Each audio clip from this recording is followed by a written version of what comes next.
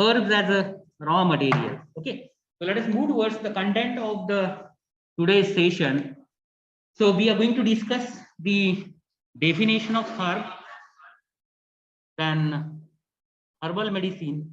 So we are going to discuss the definition of herbal medicine, herbal medicinal product, excipients, which is not listed over here.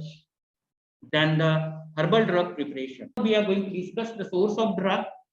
What are the different sources of drug? Along with, I'm going to discuss some tables so as people will understood what are the different sources of drug, isn't it?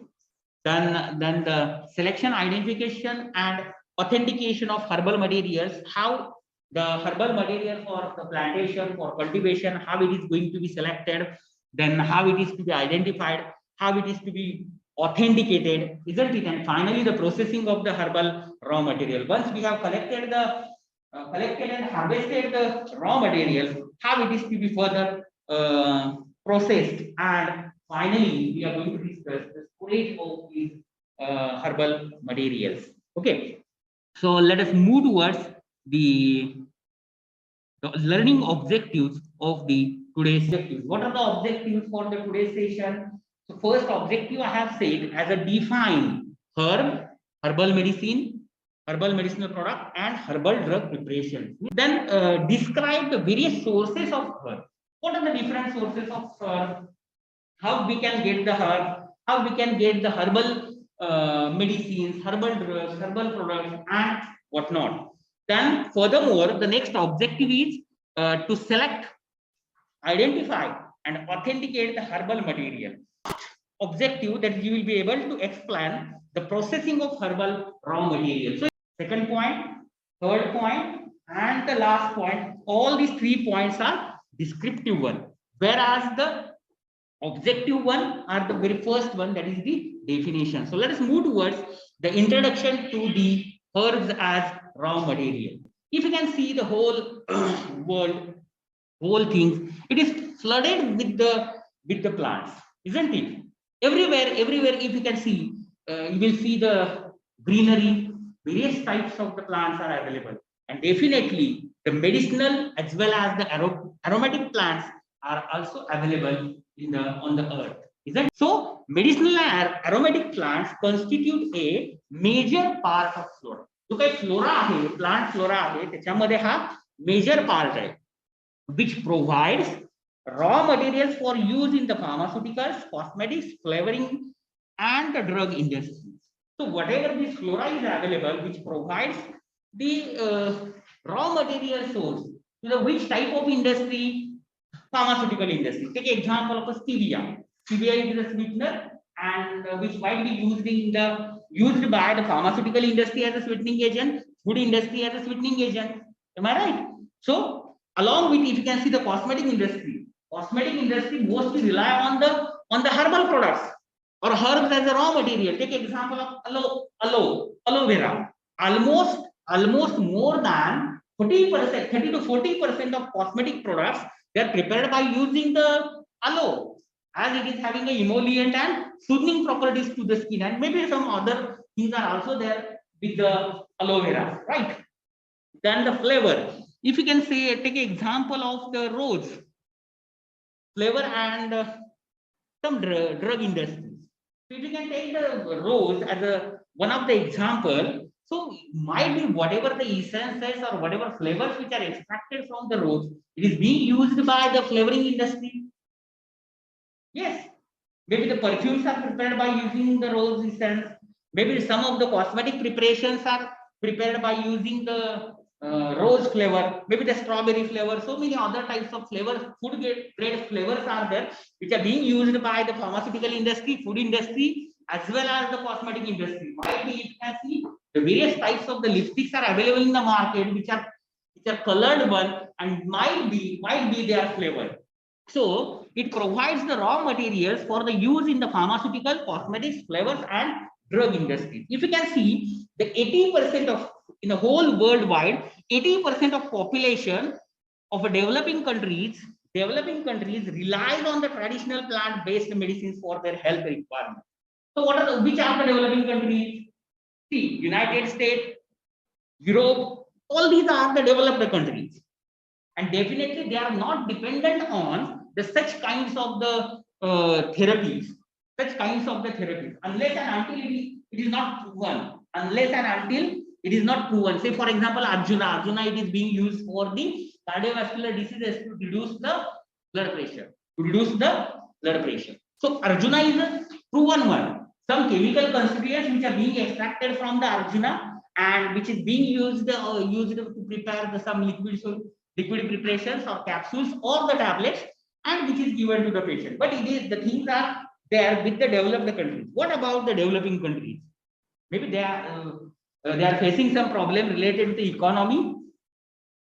economical crisis, low budget, isn't it? And they are dependent on, so most of the 80% of developing countries, they are dependent on the traditional plant-based medicines for their health requirement. If you can see the market cap, there are two major herb producing countries are there. Very first one is India and second one is China. Almost the total trade, it is more than 40%, or total volume which is being produced in India and China, it is almost 40%. And market cap or trade value for the India, it is around 550 crores, and it is going to expected to grow much more in the coming years. So this is an introduction to the herbs as a raw material. I have shown some herbs at the center, and if you can see, these herbs are being used to strengthen the immune system. For example, ginseng or maybe shatavari is there. It is beneficial in the treating arthritis and ulcerative colitis. It is going to reduce the risk of cancer and Alzheimer's disease. It is going to help in maintaining healthy skin and hair. Maybe aloe is the best example. It is going to provide a relief from toothache and bad breath. For example, clove. It is going to help to reduce the blood sugar levels and the cholesterol. For example, Arjuna. These are some benefits of the herbs, and that's why we are studying the herbs. So these herbs are being used as a raw material to the cosmetic industry, pharmaceutical industry, flavoring industry, food industry, which is not listed over here, and the drug industry. Okay, let us move towards the definitions of all these herbs, herbal medicinal preparation, and herbal medicinal products, and so on.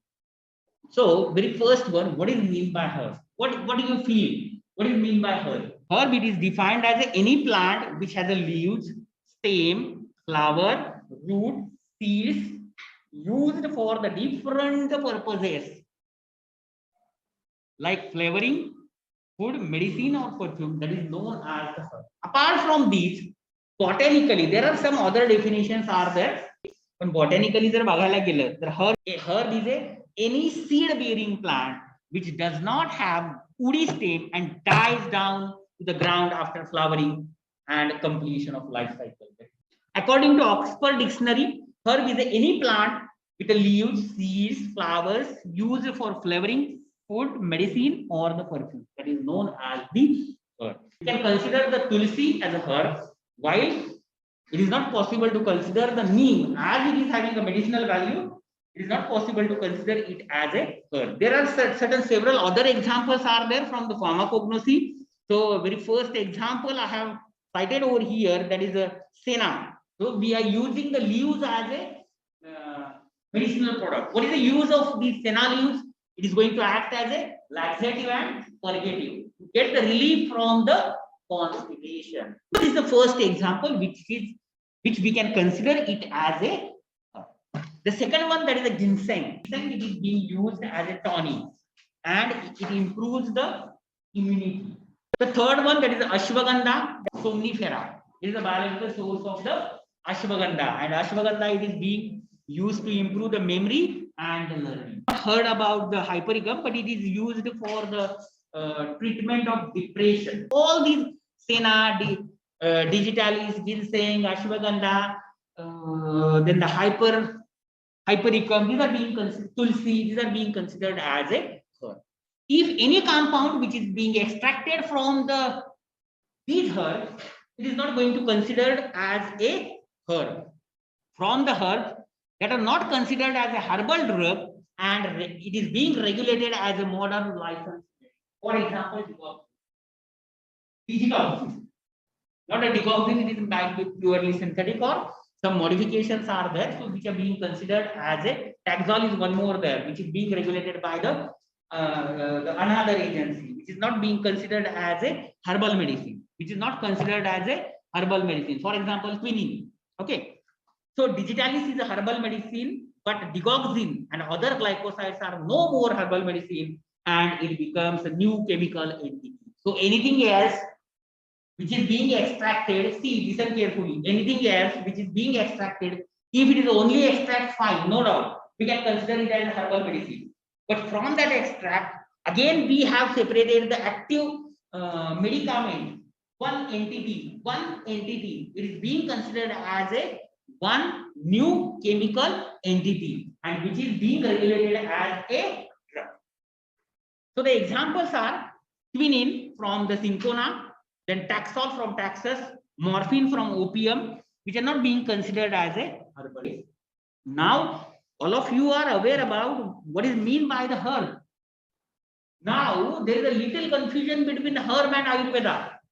Ayurveda is one of the Indian system of medicine, and since ancient time, we are using the Ayurveda, right? So, herb, which is something related to the medicinal plant, no doubt. Ayurveda also it is related to the medicinal plant.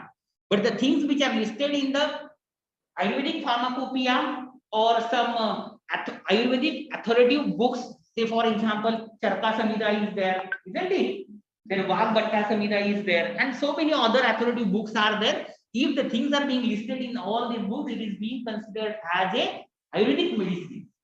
So all herbal drugs are not considered as Ayurvedic medicine. If the formula mentioned in the authoritative books, then it is known as Ayurvedic medicine. For example, the books like Arogya, Kalpadruma, Ashtanga Hridaya, then Bhav Prakash, Ayurvedic Formulary of India, and Ayurvedic Pharmacopoeia of India. If the things are being listed in these books, which then and then only we are considering it as a Ayurvedic medicine.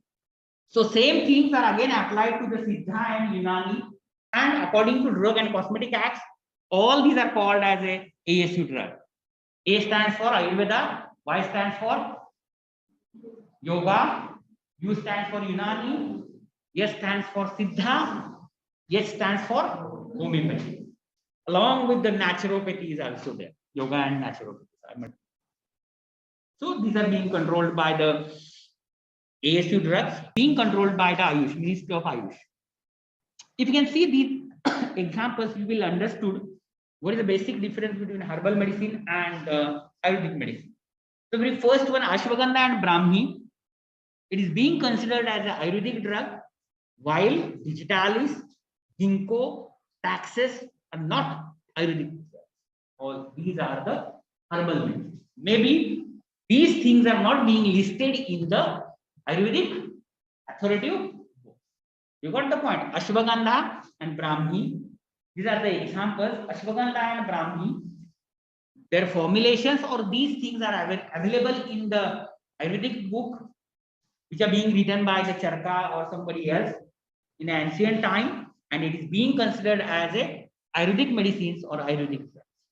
Whereas the Digitalis, Ginkgo, Taxus, these are not being considered as Ayurvedic drugs, and it is being considered as a herbal medicine.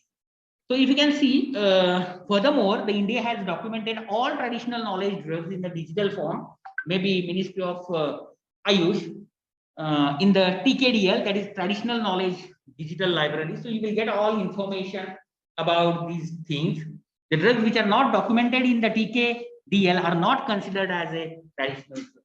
Okay, let us move towards the next point, that is the definition of the herbal medicinal product.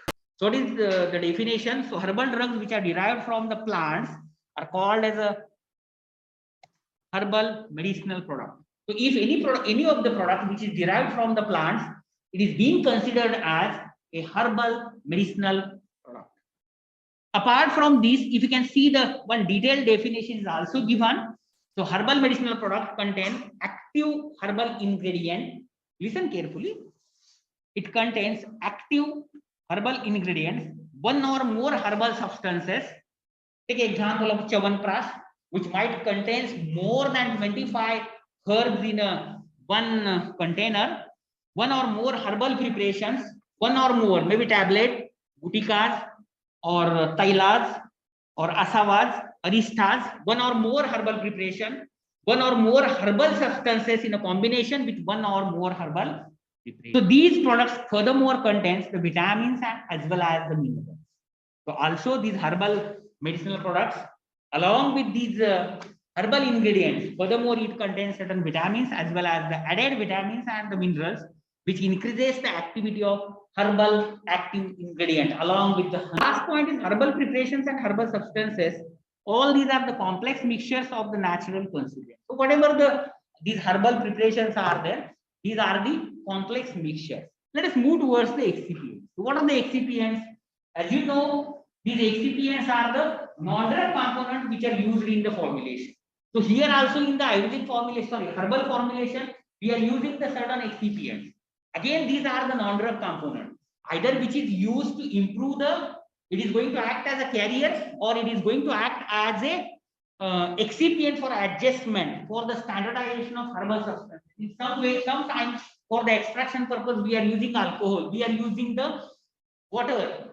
So it is going to be act as a adjustment for the standardization of that product, and the volume it is being adjusted. Say for example, fluid extracts, tinctures. Finally, after extraction, we have to supposed to adjust the volume.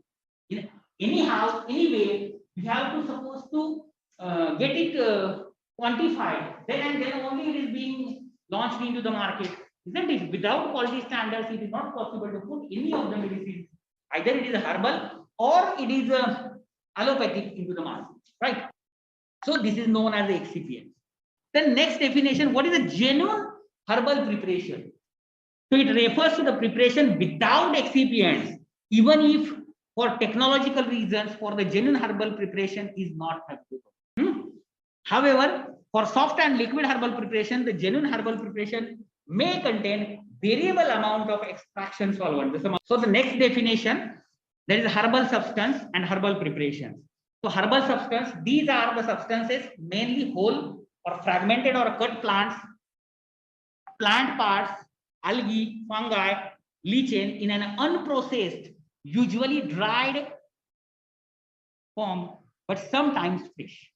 These herbal substances, these are the substances mainly whole, fragmented or cut plants, or the plant parts or algae, fungi, lichen in an unprocessed, usually dried form, but sometimes fresh. Another example I would like to cite here, the aloe juice. Certain exudates that have not been subjected to specific treatment are also considered to be as a herbal substance. Herbal substances are precisely defined by the plant parts used and the botanical name according to binomial system like a genus, species, variety, and order.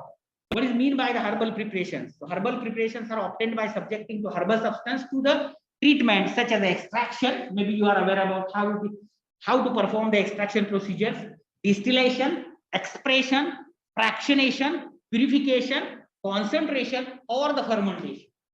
So these are the processes which are being considered for the preparation of herbal preparation. If the product is being prepared by these processes, it is being considered as a herbal preparation. Say for example, fluid extracts, for example, tinctures.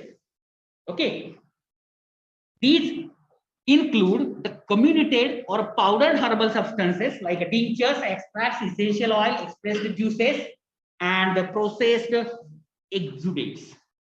So here which we have finished the definition. The last slide, I have discussed the 4 definitions. The first one is the herb, second one is the herbal medicine as per your syllabus, third one is the herbal medicinal product, and fourth one is the herbal drug preparation. So the herb, it is any plant with the leaves, seeds, flower used for flavoring food, medicine, or perfume that is known as herb. What is a herbal medicine? Herbal medicine is in a practice of using herbs and herbal preparations to maintain the health and to prevent, alleviate, or cure disease, or a plant part or an extract or a mixture of these, that is known as a herbal medicine. Herbal medicinal product, these are the medicinal products where the active ingredient consists mainly from the herbal substances. And herbal drug preparation, they are prepared from herbal materials by different processes, which is extraction with a various solvents, then purification, concentration, and other processes. It includes the powders, extraction. Herewith, I declare that the today's session is over.